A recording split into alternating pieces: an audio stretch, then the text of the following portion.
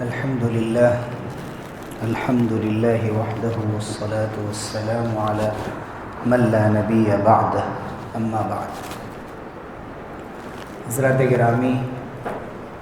ہر Tuesday کو ہماری جو یہ سیریز ہوتی ہے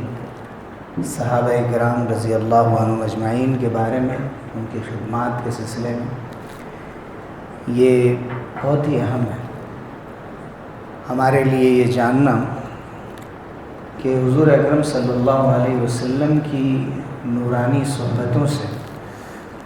جو جماعت تیار ہوئی، اس نے دنیا میں کیا انقلاب برپا کیا، پہلے تو اپنے دل کی دنیا میں اور پھر باہر کی دنیا میں، اور اللہ تعالیٰ نے کیسے ان کے دلوں میں تبدیلیاں پیدا فرمائیں، ان کی زندگی کے اندر برکت رکھ دی، ان کو دین کی ایسی سمجھ عطا فرما دی، دنیا کی سمجھ عطا فرما دی کہ جس کی مثال آج تک نہیں ملتی۔ ان میں صرف صحابہ نہیں تھے بلکہ صحابیات بھی تھیں، اس لیے صحابہ پر جو کتابیں لکھی گئی ہیں، جیسے ہم نے بارہا ذکر کیا، حافظ ابن حجر رحمۃ اللہ علیہ الاصابہ کے نام سے ان کی کتاب ہے، ابن الاثیر رحمۃ اللہ علیہ ان کی کتاب اسد الغابہ کے نام سے ہے، ابن عبد البر ہیں جو الاستیعاب کے نام سے ان کی کتاب، یہ 3 کتابیں بہت مشہور، اس کے علاوہ اور بھی کتابیں، ان میں صحابیات کے بارے میں ایک الگ پورا والیوم ہوتا ہے، ایک جلد ہوتی ہے،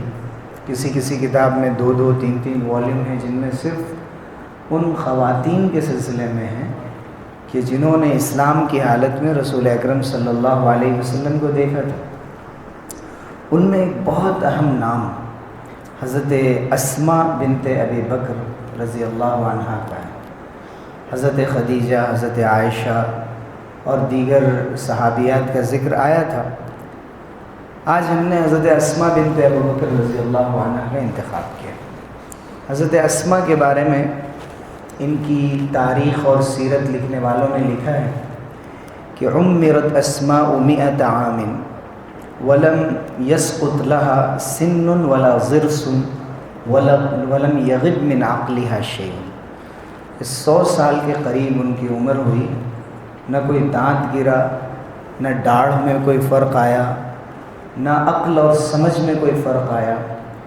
یہ برکت تھی حضور اکرم صلی اللہ علیہ وسلم کی خدمت کی اور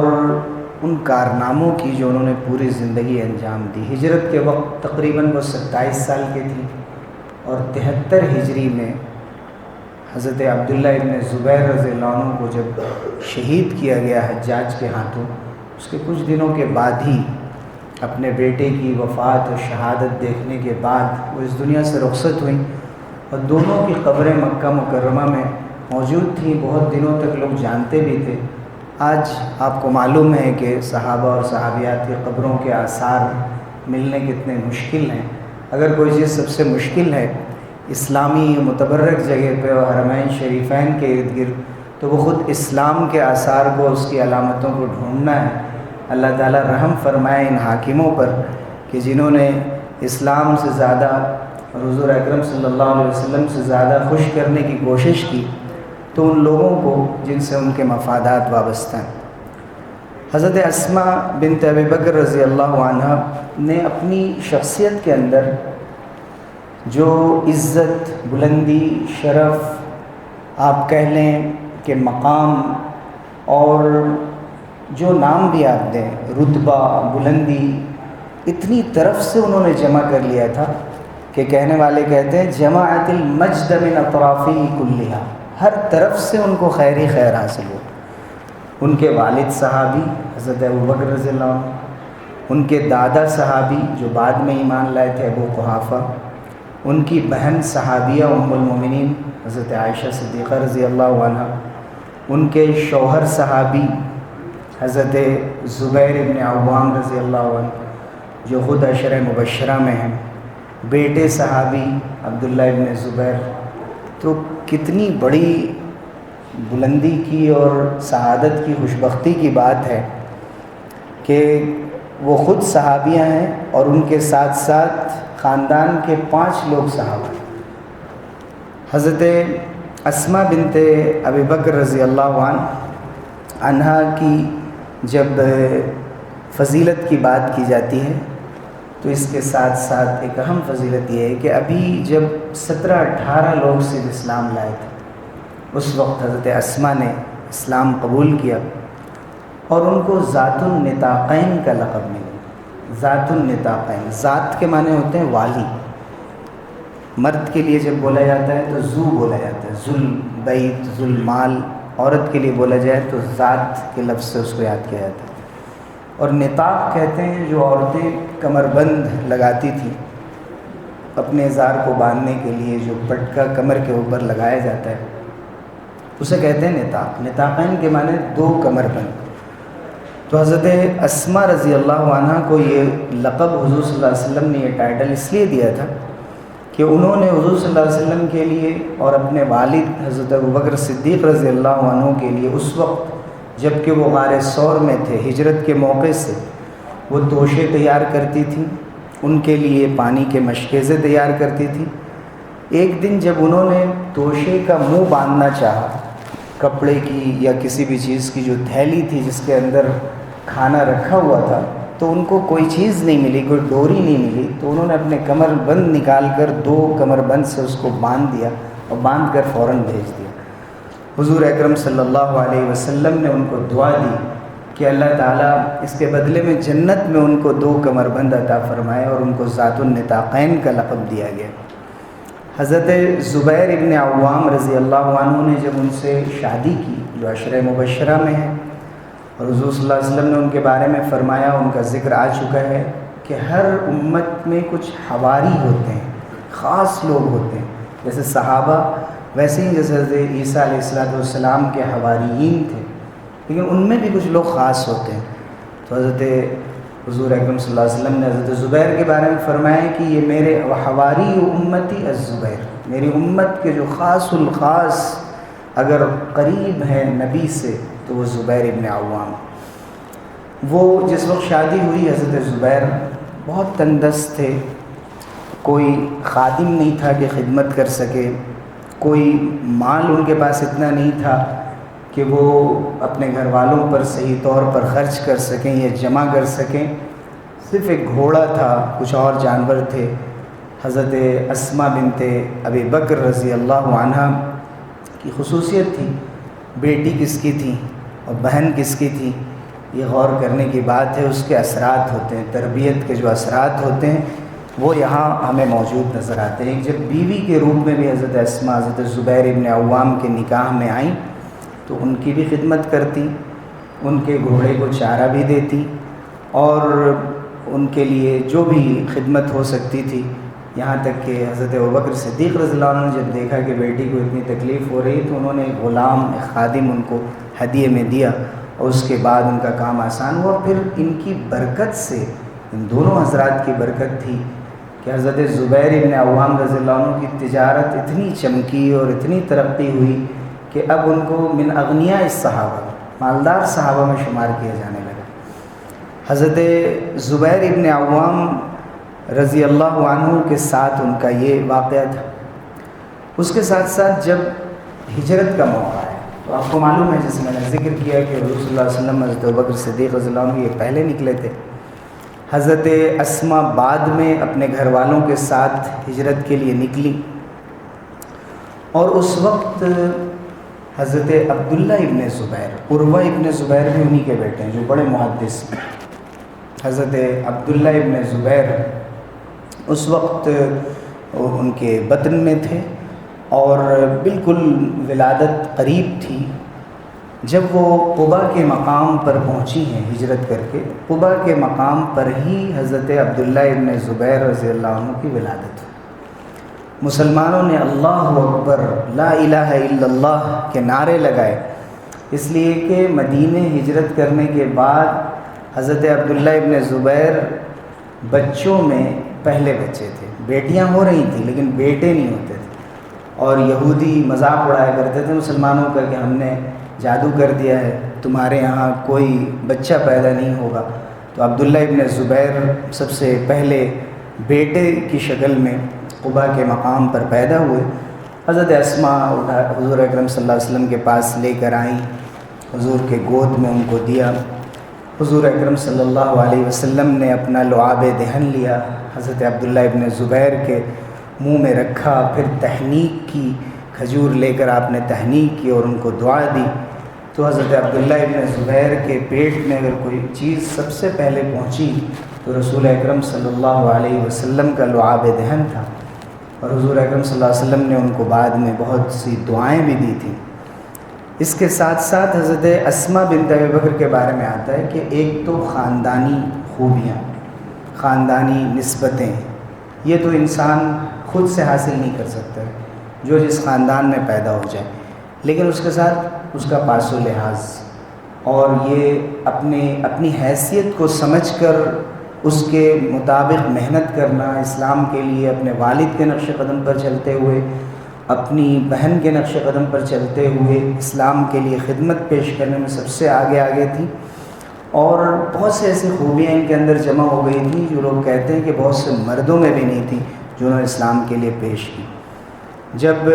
ان کی سخاوت کی بات آتی ہے تو ان کے بیٹے عبداللہ ابن زبیر کہتے ہیں ما رأيت امرأتين قط اجود من خالتي عائشة و امی اسما، میں نے ایسی دو عورتوں کو نہیں دیکھا جو میری خالہ عائشہ اور میری والدہ اسما سے زیادہ سخی ہیں، لیکن دونوں کے سخاوت کے انداز الگ الگ تھے۔ حضرت عائشہ صدیقہ رضی اللہ عنہ کا حال یہ تھا کہ وہ چیزوں کو جمع کرتی تھی، اور جب بہت ساری چیزیں جمع ہو جائیں اور ان کے لیے کافی ہو جائیں، پھر بچ جائیں تو وہ ضرورت مندوں میں تقسیم کرتے تھے۔ حضرت اسما کا حال یہ تھا، کہتے ہیں کانت لا تمسک شیئا الی الغد، کل کے لیے وہ کچھ بھی نہیں رکھتے تھے، اور جب جیسے ہی موقع ہوا، آج کا بچہ آج دے دیا، کل کا بچہ کل دے دیا، جو بھی اپنی ضرورت سے فاضل ہوا اس سے فارغ ہو جاتی تھی۔ تو یہ دونوں نمونے ہمارے سامنے موجود ہیں۔ اس کے ساتھ ساتھ حضرت اسما بنت ابی بکر رضی اللہ عنہ کہتے ہیں کہ جس وقت حضرت صدیق ابو بکر صدیق رضی اللہ عنہ ہجرت کر کے گئے، تو آپ جانتے ہیں کہ حضرت ابو بکر تو پورا مال اللہ کے راستے میں دے دیا کرتے تھے۔ کہتے ہیں کہ اس وقت 6000 درہم لے کر گئے اور انہوں نے اپنے گھر والوں کے لیے کچھ بھی نہیں چھوڑا تھا۔ جب حضرت ابو بکر صدیق رضی اللہ عنہ کے والد کو ابو قحافہ کو معلوم ہوا کہ یہ نبی کے ساتھ گئے ہیں، اس وقت وہ اسلام نہیں لائے تھے، ان کے والد کافی بوڑھے ہو چکے تھے، نابینا تھے، تو گھر آئے، حضرت ابو بکر کے گھر آئے اور اسما سے کہا کہ بھئی والد نے کچھ چھوڑا ہے، کیسے گزر بسر ہو رہا؟ تو حضرت اسما نے یہ بھی نہیں گوارا کیا کہ میرے دادا چونکہ مشرک ہیں تو میں ان سے کوئی پیسے یا کوئی مال قبول نہیں کروں گی، اور ظاہر ایسا کروں گی کہ میرے لیے والد نے چھوڑا ہے۔ تو انہوں نے کپڑے میں کچھ کنکریاں جمع کی اور لے کر، وہ تو چونکہ نابینا تھے، اور ان کے سامنے پیش کر دیا، کہا چھو کر دیکھ لیجئے اس میں کتنا مال ہے، درہم ہی درہم ہے اس کا۔ انہوں نے چھو کر دیکھا اور کہا کہ چلو اگر ہے تو ٹھیک ہے۔ تو یہ اسلام کے لیے اور دین کے لیے ان کے جذبے کی بات تھی، اور سمجھ کی بات تھی کہ جو بھی تھوڑا بہت میسر ہے اس میں گزارا کر لیں گے، لیکن اپنے دادا سے جو اس وقت ایمان نہیں لائے ہیں کچھ بھی قبول نہیں کریں گے، اور ان کو اسلام کی دعوت دیتے رہیں گے، بالآخر وہ بھی ایمان لائے۔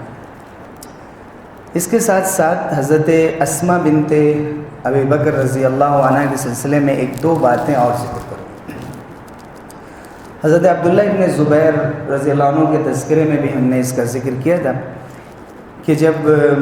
یزید کا واقعہ ہوا تھا سانحہ کربلا،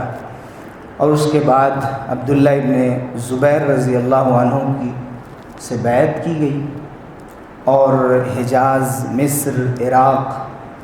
شام کے بہت سے علاقوں کے لوگ عبداللہ ابن زبیر کے ہاتھ پر بیعت کر چکے تھے، اور حجاج ابن یوسف ثقفی کو یہ بات برداشت نہیں تھی، اس نے مکے پر حملہ کیا، مدینے پر حملہ کیا، اور حضرت عبداللہ ابن زبیر کو، یعنی حضرت اسما کے جو بیٹے تھے، اس نے یہ کوشش کی کہ ان کو شہید کر دیں۔ اور جس وقت انہوں نے دیکھا کہ اب کوئی چارہ کار نہیں بچا ہے اور حجاج کے ظلم سے ہم محفوظ نہیں رہ سکتے، تو وہ اپنی والدہ کے پاس گئے۔ حضرت اسما بہت ضعیف ہو چکی تھی اور ان سے پوچھا کہ اے اماں جان میں کیا کروں؟ تو انہوں نے کہا کہ اب تم مجھ سے مشورہ کر رہے ہو، کس چیز کے بارے میں مشورہ کر رہے ہو؟ کیا حجاج سے ڈر رہے ہو؟ تمہارے اتنے لوگوں کو انہوں نے مار دیا اور شہید کر دیا، اتنا ظلم کیا، اب مشورہ کر کے کیا آپشن ڈھونڈنا چاہتے ہو؟ کیا میدان چھوڑ کر چلے جاؤ گے؟ کیا رخ پھیر لو گے اور اپنے لوگوں کے ساتھ وفاداری نہیں کرو گے؟ انہوں نے دلاسا دیا اور کہا کہ باطل کے اوپر مرتے ہوئے میں تمہیں نہیں دیکھنا چاہتا، تم حق پر قائم ہو، حق پر ڈٹے رہو، اللہ تعالیٰ کو محفوظ رکھنا ہوگا، اللہ تعالیٰ محفوظ رکھے گا، اور اگر تمہاری شہادت مقدر ہوگی تو دنیا کی کوئی چیز تمہیں نہیں بچا سکتی۔ حضرت اسما بنت ابی بکر رضی اللہ عنہا کو جب حضرت اسما نے عبداللہ ابن زبیر کو جب انہوں نے یہ بات فرمائی تو انہوں نے کہا کہ مجھے اس بات کا خوف نہیں ہے کہ مجھے شہید کر دیا جائے گا، لیکن مجھے ڈر ہوتا ہے کہ بعض دشمن کہیں مل کر میری لاش کو بگاڑ نہ دے، جیسے مسلح بنانا کہتے تھے۔ تو حضرت اسما نے فرمایا کہ بیٹے تم عجیب و غریب باتیں کرتے ہو، جب ایک بکری ذبح کر دی جاتی ہے تو اس کو کھال اتارنے سے کوئی تکلیف نہیں ہوتی،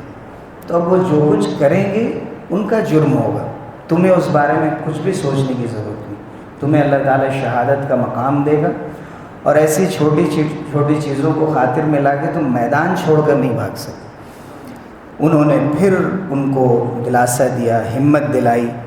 اور اس کے بعد حضرت عبداللہ ابن زبیر رضی اللہ عنہ آگے بڑھے اور انہوں نے اپنی والدہ سے ایک بات کہی چلتے وقت کہ والدہ محترمہ آپ یہ یقین رکھیے کہ آپ کے بیٹے نے کبھی جان بوجھ کر کوئی غلط کام نہیں کیا، کوئی بے حیائی کا کام نہیں کیا۔ اللہ تعالیٰ نے جن چیزوں میں انصاف کرنے کا حکم دیا ہے کبھی ناانصافی نہیں کی، کبھی کسی کے وعدہ خلافی نہیں کی، کسی مسلمان پر یا کسی ایسے شخص پر جو مسلمان نہیں ہے لیکن ہمارے رعایا کے طور پر رہتا ہے، کبھی اس کے ساتھ ہم نے ظلم نہیں کیا، اور آپ کے بیٹے نے ہمیشہ اللہ کی مرضی کو ترجیح دی۔ اور یہ میں اس لیے نہیں کہہ رہا ہوں کہ میں اپنی صفائی دے رہا ہوں یا تعریف کر رہا ہوں، بلکہ اس لیے کہہ رہا ہوں تاکہ آپ کو اطمینان ہو جائے کہ آپ کا بیٹا حق پر ہے۔ انہوں نے فرمایا الحمدللہ الذی جعلک علی ما یحب و یحب، اللہ کا شکر ہے کہ اللہ نے تمہیں اس مقام پہ رکھا ہے جس سے اللہ راضی ہوتا ہے، جس سے میں راضی ہوں، ہم سب تم سے محبت کرتے ہیں۔ پھر انہوں نے ان کو گلے لگایا اور رخصت کیا، اور چلتے وقت انہوں نے یہ بھی نصیحت کی کہ یہ جو تم نے زرہ پہن رکھا ہے ایک شہید ہونے والے کے لیے ایک بہت ہی بھاری چیز ہے، تم خالی ہاتھ جاؤ اور اس بھرے مجمع کا تم مقابلہ نہیں کر سکتے، اور اپنے ہتھیار سے ہٹ کر تم جتنا بھی ان سے مقابلہ کر سکتے ہو مقابلہ کرنا، یہ چیز تمہیں بھاری کر دے گی اور تمہاری حرکت کو روک دے گی، اس لیے آگے بڑھو، اللہ کے راستے میں جاؤ۔ اور اس کے بعد انہوں نے ان کو یہ نصیحت کی کہ تم سراویل پہن لو، یعنی کچھ ازار پہن لو، اور زیادہ سے زیادہ اپنے بدن پر کپڑے پہن لو، اس لیے کہ مجھے فکر ہے کہ کہیں تمہاری بے ستری نہ ہو اور تمہاری شرمگاہ نہ کھل جائے، مجھے اس کی فکر ہے۔ اور اس کے بعد حضرت عبداللہ ابن زبیر آگے بڑھے، حضرت اسما نے ان کے لیے دعا کی، اللہم ارحم طول قیامہ وشدت نحیبہ فی سواد اللیل والناس نیام، اے اللہ عبداللہ میرا بیٹا رات کو اٹھ کر آپ کے سامنے دعائیں کرتا تھا، دیر دیر رات تک رات کی تاریکیوں میں روتا تھا جب لوگ سو رہے ہوتے تھے، اے اللہ آج اس پر رحم فرما۔ اللہم ارحم جوعہ وظمأہ فی حواجر المدینہ ومکہ وهو صائم، اے اللہ اس کی بھوک اور پیاس پر رحم فرما کہ جب مدینے اور مکے کی گرمی میں وہ نفلی روزے رکھا کرتا تھا۔ اللہم ارحم برہ بابیہ و امی، اے اللہ جو والدین کے ساتھ اس نے احسان کیا اس پر رحم فرما۔ اور پھر انہوں نے اور دعائیں دی۔ اس کے بعد حضرت عبداللہ ابن زبیر رضی اللہ عنہ کو حجاج ابن یوسف نے شہید کر دیا۔ حضرت اسما نکل کر جب انہوں نے دیکھا کہ ان کو سولی پر لٹکا رکھا ہے تو انہوں نے فرمایا کہ سارے گھوڑ سوار اپنے گھوڑوں سے اتر گئے، لیکن میرا بیٹا ابھی بھی گھوڑ سواری کر رہا ہے، اور ان کی بہادری کی داد دی۔ بہت ہی دلخراش واقعہ ہے اور سنگین واقعہ جو تاریخ اسلام میں حضرت حسین رضی اللہ عنہ کی شہادت کا، سے حضرت عبداللہ ابن زبیر رضی اللہ عنہ کی شہادت کا ہے، جس کا ذکر ہم نے ان کے تذکرے میں کیا تھا۔ حضرت اسما کا انتقال بھی کچھ دنوں بعد ہو گیا، تقریباً جیسا کہ میں نے بتایا کہ 100 سال کے قریب انہوں نے عمر پائی۔ تو یہ وہ خاتون تھیں کہ جن کے اندر اللہ تعالیٰ نے یہ ساری خوبیاں جمع فرما دی تھیں: عبادت، مخلوق کی خدمت، ذہانت، شجاعت اور بہادری، اور اپنے بچے کی تربیت اس انداز سے کہ اسے زیادہ سے زیادہ اسلام کی خدمت کے لیے آمادہ کر سکے۔ یہ وہ خوبیاں ہیں جن کی ضرورت ہے کہ ہمارے گھروں کی مائیں بہنیں ان کو اختیار کریں اور اپنی زندگی میں تبدیلیاں لانے کی کوشش کریں، آنے والی نسلوں کو تیار کریں اسلام کی خدمت کے لیے اور لوگوں کی خدمت کے لیے، انسانیت کی خدمت کے لیے۔ اللہ تعالیٰ قبول فرمائے اور ہمیں صحیح اسلام کی سمجھ عطا فرمائے۔ آمین وآخر دعوانا الحمدللہ۔